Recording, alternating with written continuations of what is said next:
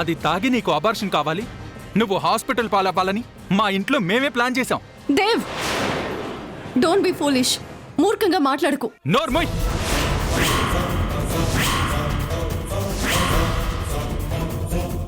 ఇంకా నోరెత్తకు.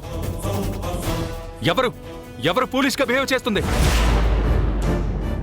ల్యాబ్ టెస్ట్లో ఇందులో పాయిజన్ ఉందని ప్రూవ్ అయింది. దీన్ని తీసుకుని ఇక్కడికి వచ్చావు, ఓకే. మీ వదిన్ని అడిగావు, ఓకే. మాకు సంబంధం లేదని ఆవిడ చెప్పింది. అప్పుడు నువ్వేం చేయాలి? వీళ్లను చీకొట్టి నువ్వు ఇంటికి రావాలి. కానీ దేవ్, స్టాప్ దే. నా భార్య బిడ్డల్ని చంపాలని మీ అన్నయ్య విషం పంపాడని తెలిసి ఆ హరికృష్ణ పీక నులిమేయాలని బయలుదేరాను. కానీ మా అన్నయ్య ఆపాడు. బట్ నువ్వేం చేస్తున్నావు? Dev, please listen to me. మన రెండు కుటుంబాలని విడదీయాలని మన వెనకలేదో కుట్ర జరుగుతోంది. అయితే ఆ కుట్రకు నా బిడ్డ బలి కావాలా?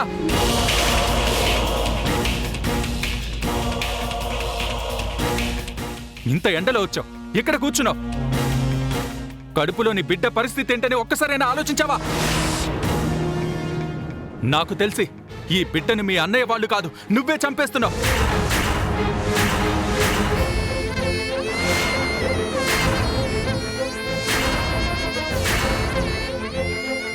దేవ్, అలా మాట్లాడకు. వినలేకపోతున్నాను. మాతృత్వం అంటే ఏంటో తెలుసా నీకు? ఈ సృష్టి మీద నమ్మకం పోలేదనడానికి భగవంతుడిచ్చే గొప్ప వరం శిశువు అంటే. ఆ బిడ్డను నువ్వు నవమాసాలే మోస్తావు, కానీ నేను నీ కడుపులో పాప ఉందని తెలిసిన క్షణం నుంచే నా ఊహల్లో, ఆలోచనల్లో, ఫీలింగ్స్లో మోస్తూనే ఉన్నాను. కానీ నీ దృష్టిలో మాత్రం ఈ బిడ్డ ఉంటే ఉంటుంది, పోతే పోతుందనే ఒక నిర్లక్ష్యం.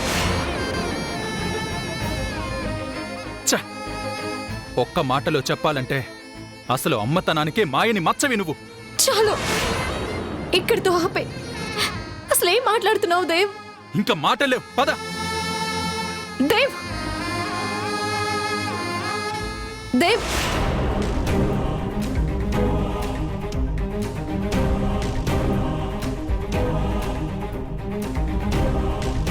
దేవ్, ఎక్కడికి? మన ఇంటికి. మన ఇంటికా? అవును. నువ్వు వెళ్ళు. మరి నువ్వు చెప్పు, ఇక్కడే ఉండి ఏం చేస్తావు? మా అన్న వదనతో మాట్లాడతాను. మా మధ్య ఉన్న దూరాన్ని తగ్గించే ప్రయత్నం చేస్తాను. సుభద్ర, పిచ్చా నీకు? వాళ్ళు చీ పొమ్మన్నా సిగ్గు లేకుండా వాళ్ళ దయాదాక్షిణ్యాల కోసం బిచ్చగత్తెలా నిలబడతావా? నేనిప్పుడు నీతో వచ్చేస్తే నాకు మా పుట్టింటికి మధ్య ఉన్న బంధం శాశ్వతంగా తెగిపోతుంది. నేను మా అన్నయ్యతో కలవాలి అంటే ఆయనతో నేను మాట్లాడి తీరాలి. ఈ అపార్థం అనే అడ్డుగోడలు తొలగిపోవాలంటే చెల్లెలిగా నేను ఇక్కడే ఉండాలి. నువ్వు ఈ ఇంటి ముందు ఉంటే నా ఇంటి పరువు పోతుంది. నువ్వు నాతో రాకుంటే నా మాటకు విలువే లేకుండా పోతుంది. నీ ఆత్మాభిమానాన్ని ఈ ఇంటి ముందు తాకట్టు పెట్టొద్దు సుభద్ర. అయిన వాళ్ల మీద అభిమానం ఉంటుంది, అప్పుడు ఆత్మాభిమానం ప్రసక్తే ఉండదు. అయితే నేను నీకు అయిన వాణ్ణి కాదా? ఎవరు కాదన్నారు? అయితే రా. అన్నయ్యతో మాట్లాడే వస్తాను. నీ కడుపులో మన బిడ్డ ఉంది. ఆ బిడ్డకేం కాకుండా మా అన్నయ్య ఉన్నాడు.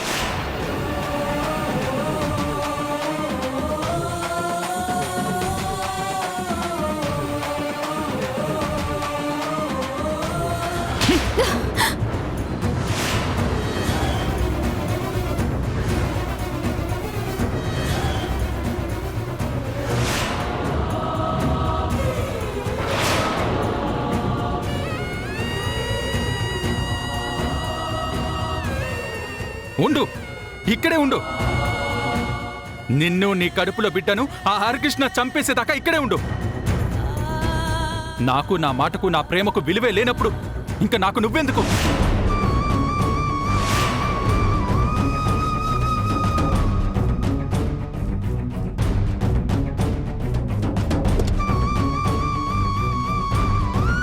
ఈ జన్మలో నువ్వు మారవని నాకు అర్థమైపోయింది. ఇంకా నువ్వు నాకెందుకు? శాశ్వతంగా ఇక్కడే ఉండిపో, నా ఇంటికి రాకు.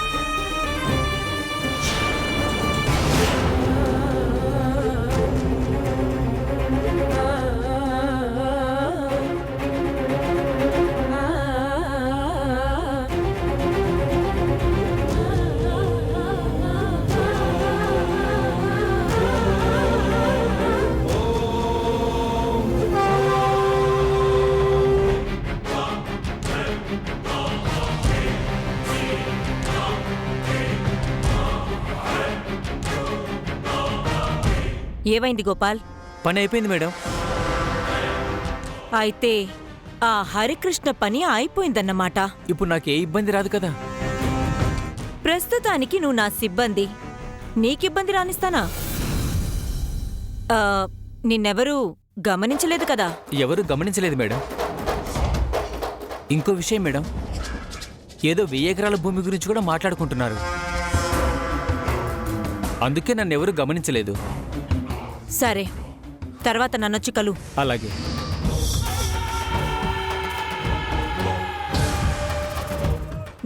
ఎకరాల భూమి. ఆ భూమిని నా భర్త మొన్న స్వాధీనం చేసుకుంటేనే హరికృష్ణతో గొడవ వచ్చింది. ఇప్పుడు ఆ భూముల వ్యవహారంలోనే ఉన్నాడా? హరికృష్ణ, ఆ భూముల్ని నువ్వు పేదలకు పంచితే జనాల్లో నీ ఇమేజ్ పెరుగుతుంది. దాన్ని నువ్వు పంచాలంటే ప్రాణాలతో ఉండాలి కదా.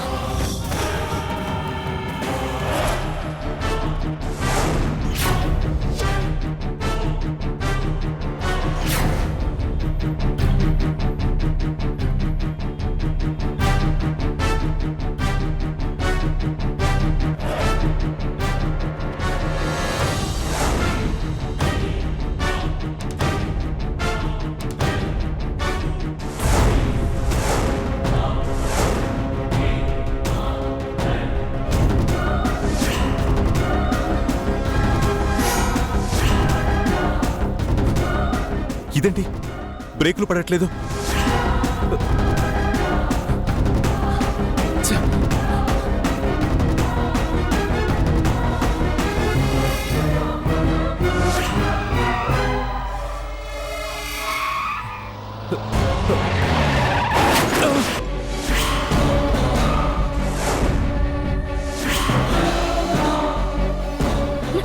ఏంటి?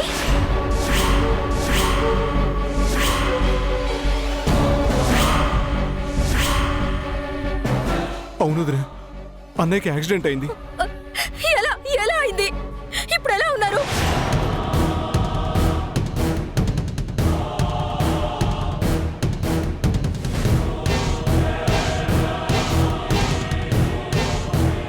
ముందు నువ్వు హాస్పిటల్కి రావద్దునా?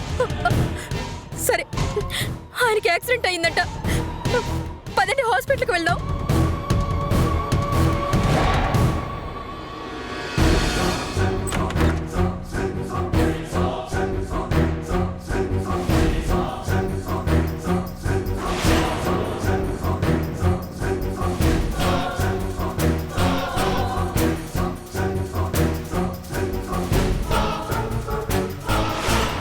ఎవరి చెడు దృష్టి పడిందో ఏంటో ఆయనకి ఇలా అయింది.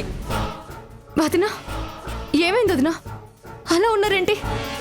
అక్క, అది అర్చన, జరిగింది చాలదా? మన ఇంటి విషయాలు బయట వాళ్ళతో ఎందుకు? ఇలాంటి వాళ్ళ ప్రస్తావన రాబట్టే ఇలా జరిగింది.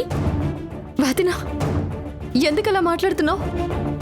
నా ప్రస్తావన వల్ల ఏం జరిగింది? ఈవిడ పేరెత్తితేనే ఇలా అయింది. ఇంకా చెప్తే ఏం ప్రమాదం ముంచుకొస్తుందో ఏంటో. పదండి.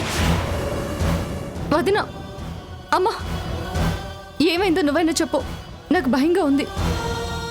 ఇవన్నీ నాకెందుకు తల్లి? నేను చెప్తే రేపు జరగరంది ఏదైనా జరిగిందనుకో, మీ వదిన నీతో పాటు నన్ను కూడా జమేస్తుంది. నన్నేం అడక్కు. అమ్మా,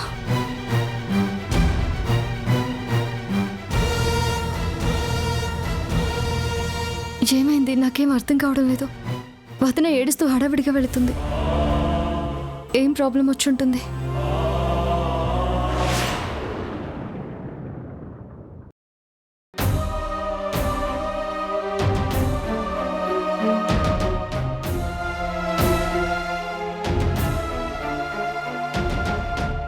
దేవ్ అసలే ఆవేశంలో ఉన్నాడు. హరికృష్ణ ఇంటికి వెళ్ళి ఏం గొడవ పెట్టుకుంటాడో ఏంటో. పక్కనే సుభద్ర ఉంటుంది కదా, కూల్ చేసి తీసుకొస్తుందిలేండి. అసలు ఆ ఆయుర్వేదిక్ మందులో శిరీష వాళ్ళు విషం కలిపారంటే నేను ఇప్పటికీ నమ్మలేకపోతున్నాను. మరి ఆ మందులోకి విషం ఎలా వచ్చింది? అదే అర్థం కావడం లేదు. సుభద్ర వెళ్ళి అడుగుంటుంది. ఎక్కడో ఏదో పొరపాటు జరిగిందని శిరీష చెప్పుంటుంది. శిరీష వదిన మంచిదే, కానీ హరికృష్ణ అన్నయ్య మందులో... తులసి, హరికృష్ణ గారు ఇంత నీచానికి దిగజారంటే నేను అస్సలు నమ్మను. ఎలాగో ఈ పాటికి సుభద్రకన్నీ తెలిసిపోయే ఉంటుంది. హరికృష్ణ అన్నయ్య ఈ పని చెయ్యలేదు అంటే దేవ్కి నచ్చజెప్పి తీసుకొస్తుంది. ఒకవేళ చేసుంటే వాళ్లతో తెగదెంపులు చేసుకుని వచ్చేస్తుంది.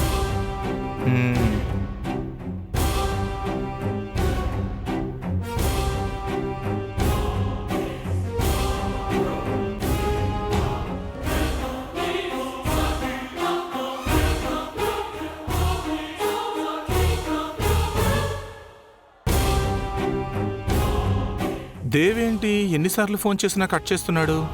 ఎలాగో ఇంటికి వచ్చేస్తూ ఉంటారు కదా, ఇంటికి వచ్చాక ఏం జరిగిందో సుభద్ర చెప్తుందిలేండి.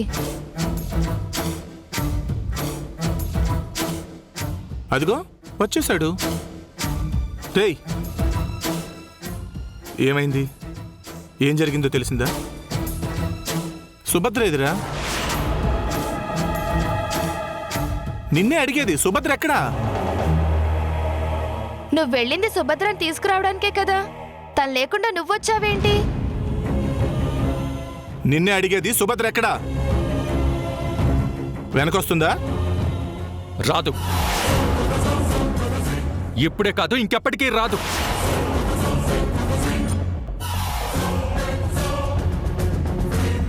ఏం మాట్లాడుతున్నావురా? సుభద్ర రాదా? సుభద్ర రాకపోవడం ఏంటి దేవ్?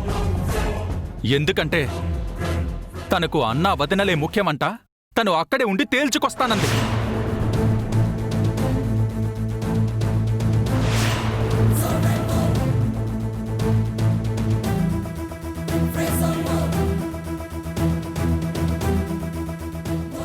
ఏంటి? తన మీద చేయి చేసుకున్నావా? ఎంత పని చేసావు దేవ్, అసలే తను ఒట్టి మనిషి కూడా కాదు. రేయ్, అసలే తన బాధలో ఉంది, కన్విన్స్ చేసి తీసుకురావాల్సింది. నన్నేం చేయమంటావు? కాళ్ళు పట్టుకోమంటావా? తన అన్నా వదిన ఆ మందులో విషయం కలపలేదంట. ఆ విషయం అడిగినందుకు వాళ్ళ వదిన హర్ట్ అయిందంట. ఇవన్నీ కాక వాళ్ళు తననే అపార్థం చేసుకున్నారని ఏడుస్తుంది.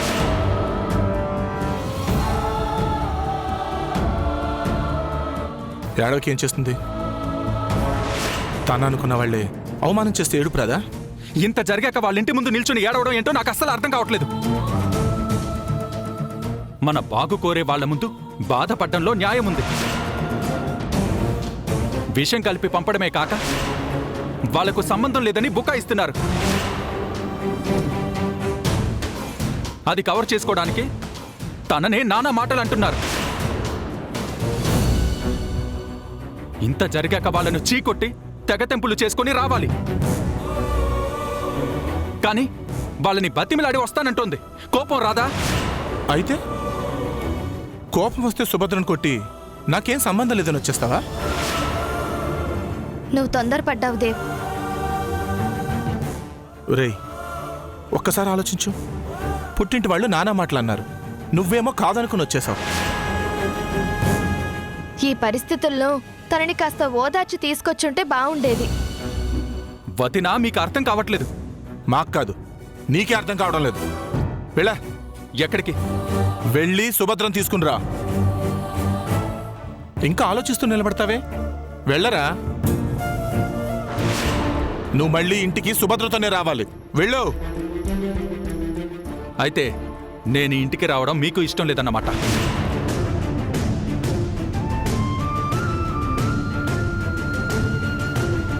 దేవ్, అవును, కడుపులో బిడ్డ ఉందన్న స్పృహ కూడా లేకుండా వెళ్ళింది. నేను వెళ్ళి రమ్మంటే ఇక్కడ ప్రాబ్లం సాల్వ్ అయ్యాకే వస్తానంటోంది. సుభద్రకు తన బిడ్డ కన్నా నాకన్నా వాళ్ళ అన్న వదినలే ఎక్కువ, అంతేగా?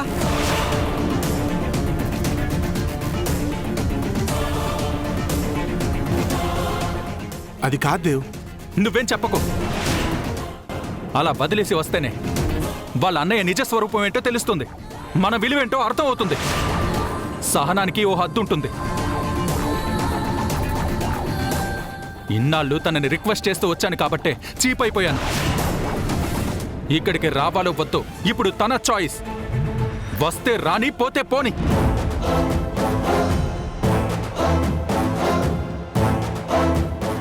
ఏంటండి ఇలా అయ్యింది? పోనీ మనమైనా వెళ్ళి సుభద్రని తీసుకొద్దామా? అది ఇంకా ప్రాబ్లం. మొగుడు పిల్లల మధ్య మూడో వ్యక్తి జోక్యం మంచిది కాదు. చూద్దాం ఏమవుతుందో.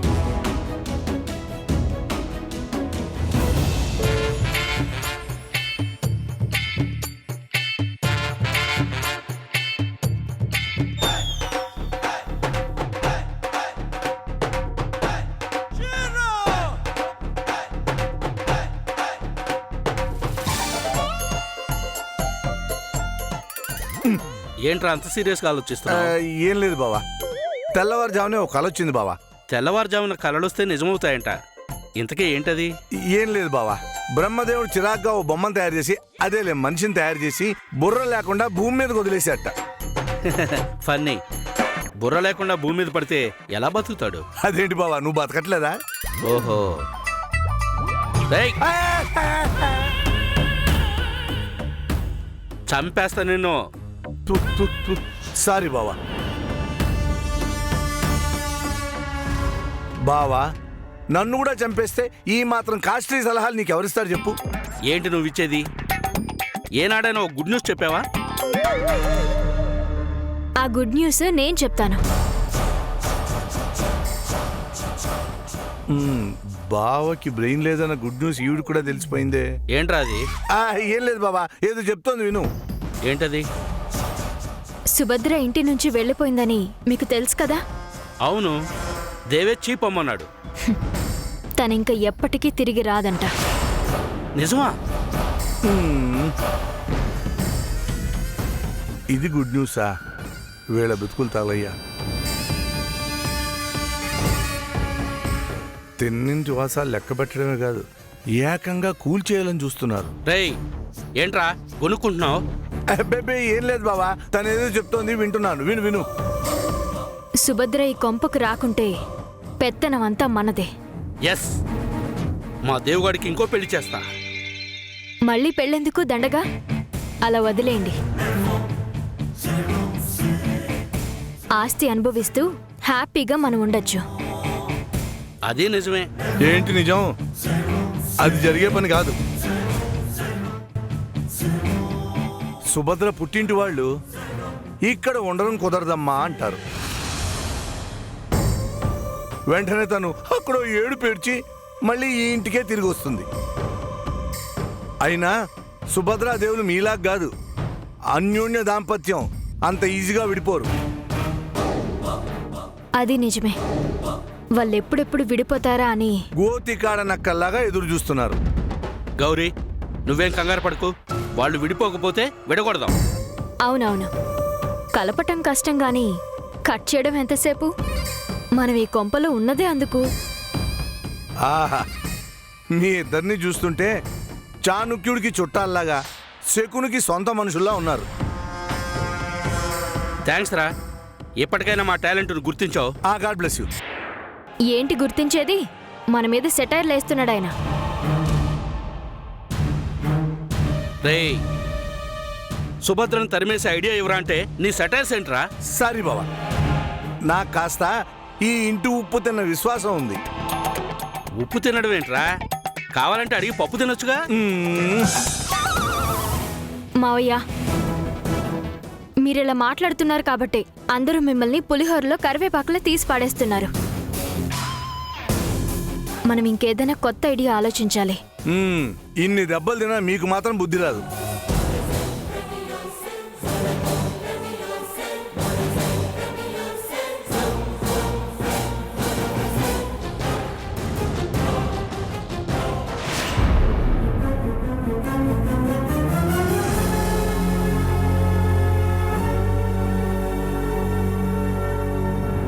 వదిన వాళ్ళు ఎక్కడికి వెళ్ళారు? ఏమై ఉంటుంది? అన్నయ్య కూడా ఇంకా రాలేదు.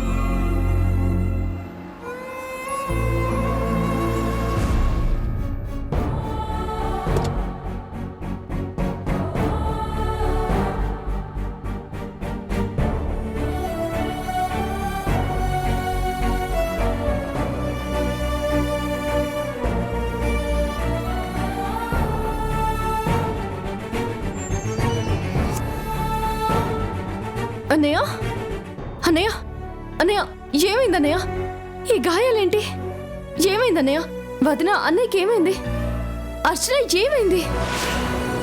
అసలు ఎవరు మాట్లాడరేంటి? ఏం మాట్లాడాలి?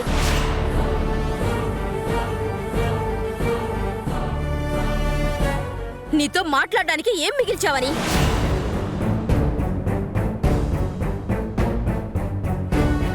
నీ గురించి తలుచుకున్నా ఆలోచించినా మాకన్నీ కష్టాలే.